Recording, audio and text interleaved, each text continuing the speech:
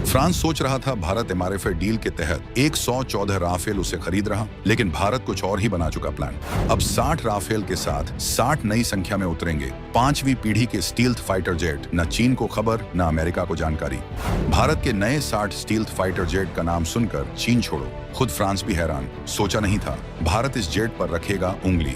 एमका को उड़ाने से पहले 5वीं प्लस जनरेशन योद्धाओं पर बड़ा गेम कर रहा भारत। भारतीय वायुसेना कर रही डबल अटैक का प्लान। साल 2025 ये सिर्फ एक साल नहीं, बल्कि भारतीय रक्षा रणनीति के इतिहास में एक मील का पत्थर बनने जा रहा है। भारत ने एक ऐसा कूटनीतिक और सैन्य दांव चला है जिसने अमेरिका, फ्रांस और रूस जैसे महाशक्तियों को भी सोचने पर मजबूर कर दिया है। ये एक ऐसा कदम है जिसने न सिर्फ चीन और पाकिस्तान के रणनीतिकारों के माथे पर पसीना ला दिया है, बल्कि दुनिया भर की रक्षा एजेंसियों को भी हैरान कर दिया है। खबर यह है कि भारतीय रक्षा मंत्रालय ने एक ऐतिहासिक फैसला लेते हुए फ्रांस के साथ होने वाले 114 राफेल लड़ाकू विमानों के महासौदे को आधा करने का मन बना लिया है। जी हाँ, आपने सही सुना। लेकिन रुकिए, कहानी यहीं खत्म नहीं होती, बल्कि यहीं से तो असली थ्रिलर शुरू होता है। इस कटौती के पीछे भारत का एक ऐसा मास्टर प्लान छिपा है जो उसकी वायुसेना को एक ही झटके में 2 पीढ़ियां आगे ले जाएगा। भारत अब एक हाइब्रिड फोर्स बनाने की दिशा में बढ़ चुका है, एक ऐसी ताकत जो दुनिया में किसी भी देश के पास नहीं है। प्लान के मुताबिक भारत अब फ्रांस से लगभग 60 अत्याधुनिक राफेल F4 वेरिएंट खरीदेगा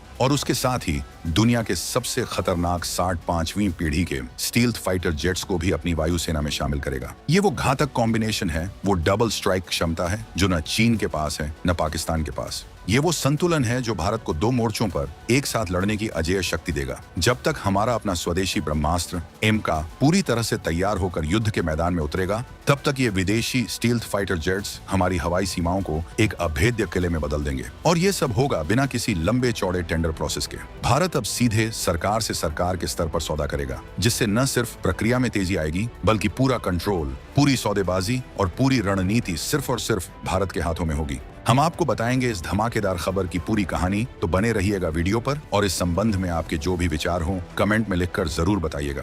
राफेल पर ब्रेक, दुनिया को शॉक। तो चलिए इस सस्पेंस से पर्दा उठाते हैं और उस कहानी की गहराई में उतरते हैं जिसने पेरिस से लेकर बीजिंग और इस्लामाबाद तक भूचाल ला दिया है। आखिर भारत ने ऐसा क्या किया कि फ्रांसीसी कंपनी डसॉल्ट एविएशन, जो भारत को अपना सबसे बड़ा ग्राहक मानकर चल रही थी, सकते में आ गई? समझिए, ये कोई छोटा मोटा फैसला नहीं है। ये भारतीय रक्षा नीति में आए एक भूकंप की तरह है। सालों से एक महा टेंडर की बात चल रही थी जिसे MRFA यानी मल्टी रोल फाइटर एयरक्राफ्ट कहा जा रहा था। इस टेंडर के तहत भारत 114 आधुनिक लड़ाकू विमान खरीदने वाला था, जिनकी कीमत अरबों डॉलर में थी। इस रेस में अमेरिका का F-18, स्वीडन का ग्रिपेन और रूस का MiG-35 जैसे कई दावेदार थे, लेकिन सबसे मजबूत घोड़ा माना जा रहा था फ्रांस का राफेल। फ्रांस को पूरी उम्मीद थी कि 36 राफेल की सफल डिलीवरी के बाद भारत बाकी के 114 विमानों का ऑर्डर भी उन्हीं को देगा। लेकिन तभी भारत ने पासा पलट दिया। ऑपरेशन सिंदूर में पाकिस्तान के साथ हुए हवाई संघर्ष और पूर्वी लद्दाख में चीन के साथ चल रहे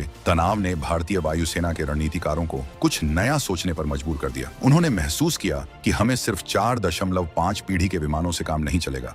हमें भविष्य की जंग के लिए यानी 5वीं पीढ़ी के युद्ध के लिए तैयार होना होगा। चीन तेजी से अपने 5वें जनरेशन स्टील्थ फाइटर J-20 की संख्या बढ़ा रहा है। रिपोर्ट्स के मुताबिक 2025 तक चीन के पास 200 से ज्यादा J-20 जेट्स होंगे, जो रडार की पकड़ में आसानी से नहीं आते। वहीं पाकिस्तान भी चीन की मदद से J-10C जैसे आधुनिक विमान और PL-15 जैसी लंबी दूरी की हवा में मार करने वाली मिसाइलें तैनात कर रहा है। ये मिसाइलें भारतीय विमानों के लिए एक बड़ा खतरा थी। इस दोहरे खतरे से निपटने के लिए भारत को एक क्रांतिकारी कदम उठाने की जरूरत थी, और भारत ने वही किया। रक्षा मंत्रालय के अंदर खाने से जो खबरें छनकर बाहर आ रही हैं, वो किसी शतरंज की बिसात से कम नहीं है। भारत ने फैसला किया कि 114 एक जैसे विमान खरीदने के बजाय क्यों न इस खरीदारी को 2 हिस्सों में बांट दिया जाए। एक हिस्सा वर्तमान की जरूरतों को पूरा करे और दूसरा भविष्य की चुनौतियों का जवाब दे। यहीं से जन्म हुआ 60+60 फॉर्मूले का, यानी लगभग 60 राफेल F4 और लगभग 60 5वीं पीढ़ी के stealth fighter jets. Rafale F4, जो मौजूदा राफेल का सबसे उन्नत संस्करण है, अपनी इलेक्ट्रॉनिक वॉरफेयर क्षमताओं, बेहतर रडार और घातक मिसाइलों के साथ भारतीय वायुसेना की मारक क्षमता को और बढ़ाएगा। वहीं 60 स्टील्थ फाइटर्स का बेड़ा भारत को वो बढ़त देगा जिसका चीन सपना ही देख सकता है। ये स्टील्थ फाइटर्स दुश्मन के एयर स्पेस में घुसकर उनके रडार को चकमा देकर हाई वैल्यू टारगेट को तबाह करके वापस आ सकते हैं। ये एक ऐसी साइलेंट किलर फोर्स होगी जो जंग शुरू होने से पहले ही दुश्मन की कमर तोड़ देगी। ये फैसला एक तीर से दो निशाने साधने जैसा है। पहला, इससे वायुसेना के गिरते स्क्वाड्रन की संख्या तुरंत संभल जाएगी। दूसरा, जब तक हमारा अपना स्वदेशी 5वीं पीढ़ी का लड़ाकू एम का 2030 के दशक में सेवा के लिए तैयार होगा, तब तक ये नए स्टील्थ जेट्स टेक्नोलॉजी के गैप को भर देंगे। ये एक स्टेल्थ ब्रिज की तरह काम करेंगे जो हमें आत्मनिर्भरता के लक्ष्य तक सुरक्षित पहुंचाएगा। फ्रांस को झटका और मेक इन इंडिया का असली खेल। अब सवाल उठता है कि इस फैसले से फ्रांस को झटका क्यों लगा? देखिए, डसॉल्ट एविएशन ने भारत में एक पूरी प्रोडक्शन लाइन लगाने के लिए कम से कम 100 से 114 विमानों के ऑर्डर की शर्त रखी थी। उनका प्लान था कि वो भारत में राफेल बनाएंगे, जिससे मेक इन इंडिया की शर्त भी पूरी हो जाएगी और उन्हें एक बड़ा ऑर्डर भी मिल जाएगा। लेकिन भारत अब सिर्फ 60 विमानों की बात कर रहा है। जाहिर है, इतने कम ऑर्डर के लिए कोई भी कंपनी पूरी फैक्ट्री नहीं लगाना चाहेगी। ये डसॉल्ट के लिए एक बड़ा झटका है, लेकिन यहीं पर भारत की असली कूटनीति और मेक इन इंडिया का छुपा हुआ मास्टर प्लान सामने आता है। भारत ने फ्रांस के सामने एक नई शर्त रख दी है। रक्षा मंत्रालय का कहना है कि ठीक है, हम पूरी प्रोडक्शन लाइन नहीं चाहते, लेकिन इन 60 राफेल विमानों की आंशिक असेंबली भारत में ही होनी चाहिए। और इस काम के लिए भारत ने किसी सरकारी कंपनी को नहीं, बल्कि प्राइवेट सेक्टर की दिग्गज company Tata advanced systems limited TASL को चुना है। ये एक बहुत बड़ा कदम है। TASL को पहले से ही राफेल के फ्यूसेलाज यानी विमान के मुख्य ढांचे का कुछ हिस्सा बनाने का काम सौंपा जा चुका है। अब इस साझेदारी को और बड़ा किया जा रहा है। इसका मतलब साफ है, भारत अब सिर्फ ऑफसेट या छोटे मोटे पुर्जे बनाने से संतुष्ट नहीं है। भारत अब फाइटर जेट मैन्युफैक्चरिंग की असली टेक्नोलॉजी और स्किल अपने देश में लाना चाहता है। ये सिर्फ एक सौदा नहीं है, ये भविष्य के लिए एक नींव रखी जा रही है। टाटा जैसी प्राइवेट कंपनी को इस प्रक्रिया में शामिल करके Bharat HAL Hindustan aeronautics limited पर अपनी निर्भरता कम कर रहा है और देश में एक प्रतिस्पर्धी एरोस्पेस इकोसिस्टम बना रहा है। आज जो ढांचा और वर्कफोर्स टाटा राफेल के लिए तैयार करेगी, वही कल हमारे अपने स्वदेशी MK के उत्पादन में काम आएगी। ये एक दूरदर्शी सोच है। भारत अब हर विदेशी सौदे को आत्मनिर्भर भारत के मिशन को आगे बढ़ाने के एक अवसर के रूप में देख रहा है। इसके अलावा भारत ने यह भी साफ कर दिया है कि इन 60 राफेल F4 विमानों की यूनिट कॉस्ट यानी प्रति विमान कीमत को कम करना होगा और इसमें ज्यादा से ज्यादा भारतीय उपकरण और सिस्टम्स को इंटीग्रेट करना होगा, जैसे कि DRDO द्वारा विकसित सेंसर, रडार जैमर या फिर कम्युनिकेशन सिस्टम। अब शर्तें फ्रांस नहीं बल्कि भारत तय कर रहा है। ये नए भारत की नई नीति है। कम संख्या, अधिक ताकत और पूरी टेक्नोलॉजी। भारत अब एक क्रेता बायर की भूमिका से निकलकर एक रणनीतिक साझेदार स्ट्रेटेजिक पार्टनर की भूमिका में आ रहा है, जो अपनी शर्तों पर रक्षा सौदे करता है। ये बदलाव दुनिया भर के रक्षा बाजारों को एक स्पष्ट संदेश देता है। भारत के साथ व्यापार करना है तो भारत की शर्तों पर करना होगा। पुतिन का भारत द्वारा और 2 महाशक्तियों का ऑफर। तो अब सबसे बड़ा सवाल, वो 60 स्टील्थ फाइटर जेट्स कौन से होंगे? यहीं पर कहानी और भी दिलचस्प हो जाती है, क्योंकि इस रेस में दुनिया की 2 सबसे बड़ी सैन्य महाशक्तियां आमने सामने हैं, रूस और अमेरिका। और भारत किसी एक को चुनने की जल्दी में नहीं है, बल्कि दोनों को इंतजार करवा रहा है और अपनी शर्तों पर सौदा हासिल करने की तैयारी कर रहा है। एक तरफ है रूस, भारत का पुराना और भरोसेमंद रक्षा साझेदार। रूस ने भारत को अपना सबसे आधुनिक और ताकतवर 5वीं पीढ़ी fighter jet Su-57 Fallon offer किया है। और ये ऑफर सिर्फ हवा में नहीं है। हाल ही में खबरें आई हैं कि रूसी राष्ट्रपति व्लादिमीर पुतिन जल्द ही भारत की यात्रा पर आ सकते हैं। ये यात्रा सिर्फ कूटनीतिक नहीं होगी, बल्कि इसके गहरे सैन्य मायने भी होंगे। ऐसी प्रबल संभावनाएं हैं कि इस यात्रा के दौरान Su-57 की डील पर निर्णायक बातचीत हो सकती है। Su-57 एक twin engine super manoeuvrable fighter jet है जो स्टील्थ क्षमताओं से लैस है। रूस का दावा है कि ये अमेरिकी F-22 रैप्टर और F-35 को टक्कर दे सकता है। भारत ने पहले भी रूस के साथ मिलकर FCFA 5th generation fighter aircraft programme पर काम किया था, जो Su-57 पर ही आधारित था। हालांकि भारत बाद में उस प्रोग्राम से अलग हो गया था, लेकिन अब परिस्थितियां बदल चुकी हैं। रूस भारत को टेक्नोलॉजी ट्रांसफर और भारत में ही इसके निर्माण में मदद की पेशकश कर सकता है। लेकिन इस सिक्के का दूसरा पहलू भी है।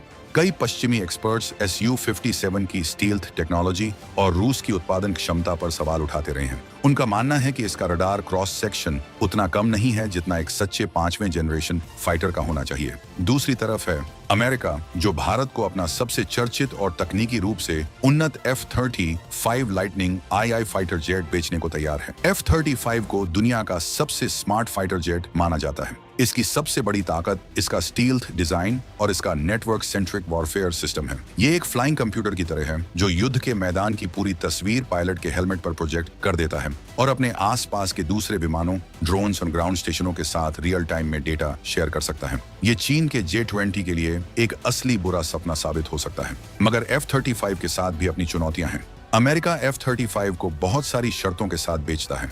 इसके रख रखाव और ऑपरेशन का खर्चा बहुत ज्यादा है और सबसे बड़ी बात, अमेरिका अपने फायदे के हिसाब से कभी भी प्रतिबंध लगा सकता है या स्पेयर पार्ट्स की सप्लाई रोक सकता है, जैसा कि उसने तुर्की के साथ किया था। भारत अपनी रणनीतिक स्वायत्तता से कोई समझौता नहीं करना चाहता, इसीलिए भारत एक बहुत ही सधी हुई चाल चल रहा है। वो न तो रूस की तरफ पूरी तरह से झुक रहा है और न ही अमेरिका को कोई पक्का वादा कर रहा है। भारत दोनों के ऑफर्स का मूल्यांकन कर रहा है, उनकी टेक्नोलॉजी को परख रहा है और पर्दे के पीछे एक साइलेंट इंटेलिजेंस डिप्लोमेसी चला रहा है। भारत ये देख रहा है कि कौन सा देश भारत को सबसे अच्छी टेक्नोलॉजी, सबसे अच्छी कीमत और मेक इन इंडिया के तहत सबसे ज्यादा फायदा देने को तैयार है। भारत अब उस स्थिति में है जहां दो महाशक्तियां अपना हथियार बेचने के लिए लाइन में खड़ी हैं और अंतिम फैसला भारत का होगा। ये नए भारत की बढ़ती ताकत का सबसे बड़ा सबूत है। स्वदेशी ब्रह्मास्त्र, एमका और कावेरी का दम।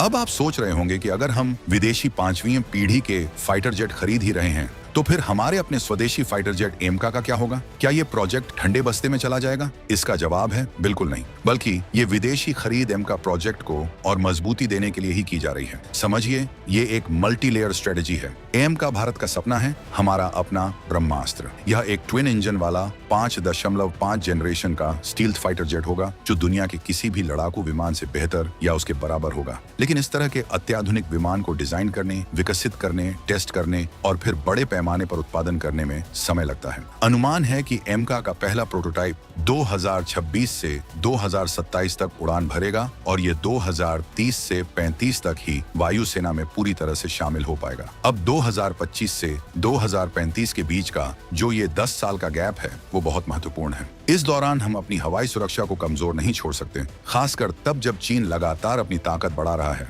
इसी गैप को भरने के लिए, एक पुल बनाने के लिए भारत ये 60 विदेशी स्टील्थ जेट्स खरीद रहा है। इन्हें एक अंतरिम या स्टॉप गैप समाधान के तौर पर देखा जा रहा है। ये विमान न सिर्फ हमारी तात्कालिक जरूरतों को पूरा करेंगे, बल्कि इनकी टेक्नोलॉजी, इनके ऑपरेशन और मेंटेनेंस से हमारे इंजीनियरों और पायलटों को 5वीं जनरेशन एयरक्राफ्ट को हैंडल करने का जो अनुभव मिलेगा वो एमका प्रोग्राम के लिए अमूल्य होगा। ये एक तरह की ऑन द जॉब ट्रेनिंग होगी। जब तक एमका आएगा तब तक हमारे पास 5वीं पीढ़ी के जेट्स को ऑपरेट करने वाला एक पूरा इकोसिस्टम तैयार हो चुका होगा। और एमका प्रोजेक्ट सिर्फ कागजों पर नहीं है, बल्कि जमीन पर भी तेजी से आगे बढ़ रहा है। इस प्रोजेक्ट की सबसे बड़ी चुनौतियों में से एक था इसका इंजन। एक स्टील्थ फाइटर को सुपर क्रूज करने के लिए, यानी बिना आफ्टर बर्नर के सुपरसोनिक स्पीड पर उड़ने के लिए एक बहुत शक्तिशाली इंजन की जरूरत होती है। भारत दशकों से अपने कावेरी इंजन पर काम कर रहा था, लेकिन उसे पूरी सफलता नहीं मिली थी। लेकिन अब यहाँ भी एक बड़ी खुशखबरी है। भारत अब फ्रांस की सफ्रान जैसी बड़ी कंपनियों के साथ मिलकर कावेरी इंजन पर आधारित एक नया शक्तिशाली इंजन विकसित कर रहा है। हाल ही में खबर आई है कि कावेरी इंजन के एक डेरिवेटिव की हाई एल्टीट्यूड टेस्टिंग रूस में सफलतापूर्वक पूरी कर ली गई है। इसका मतलब है कि हम बहुत जल्द एक स्वदेशी फाइटर जेट इंजन बनाने की दहलीज पर खड़े हैं। एक बार जब हमारे पास अपना इंजन और अपना एयरफ्रेम एमका होगा तो भारत दुनिया के उन चुनिंदा देशों के क्लब में शामिल हो जाएगा जो अपने दम पर 5वीं पीढ़ी फाइटर जेट बना सकते हैं। ये आत्मनिर्भर भारत की सबसे बड़ी जीत होगी। इसलिए विदेशी खरीद और स्वदेशी विकास, ये दोनों ट्रैक एक साथ चल रहे हैं और दोनों का लक्ष्य एक ही है, भारत को आसमान का निर्विवाद सिकंदर बनाना।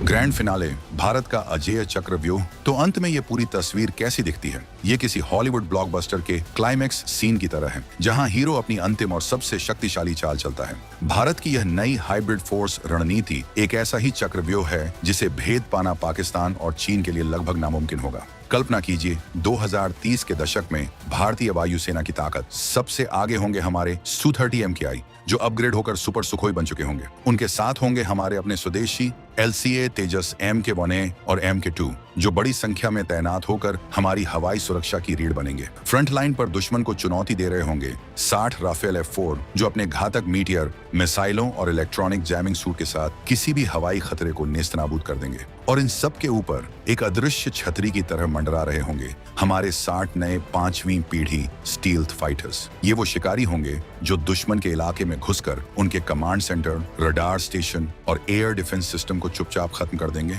और बाकी फोर्स के लिए रास्ता साफ कर देंगे। यह एक multi layer, multi role force होगी। पाकिस्तान और चीन की वायु सेनाएं एक या दो तरह के फाइटर जेट्स पर बहुत ज्यादा निर्भर हैं, लेकिन भारत के पास हर काम के लिए एक स्पेशलिस्ट विमान होगा। Su-30 MKI लंबी दूरी के एयर सुपीरियोरिटी मिशन के लिए, तेजस पॉइंट डिफेंस के लिए, राफेल डीप स्ट्राइक और डॉग फाइट के लिए, और स्टील्थ जेट्स पहले दिन की जंग में दुश्मन को अंधा करने के लिए। ये सभी फाइटर जेट्स भारत के अपने सैटेलाइट और अवैक्स airborne warning and control system विमानों से जुड़े एक एडवांस डेटा ग्रिड का हिस्सा होंगे। इसे नेटवर्क सेंट्रिक वॉरफेयर कहते हैं, जहां हर प्लेटफॉर्म रियल टाइम में एक दूसरे से जानकारी साझा करता है। यह भारतीय वायुसेना को एक ऐसी घातक क्षमता देगा जो हमारे विरोधियों की सोच से भी परे है। तो आपको क्या लगता है, भारत का यह मास्टर स्ट्रोक चीन और पाकिस्तान को कितनी स्लीपलेस नाइट्स देगा? और भारत को रूस के Su-57 और अमेरिका के F-35 में से किसे चुनना चाहिए? अपनी राय कमेंट्स में जरूर बताइएगा।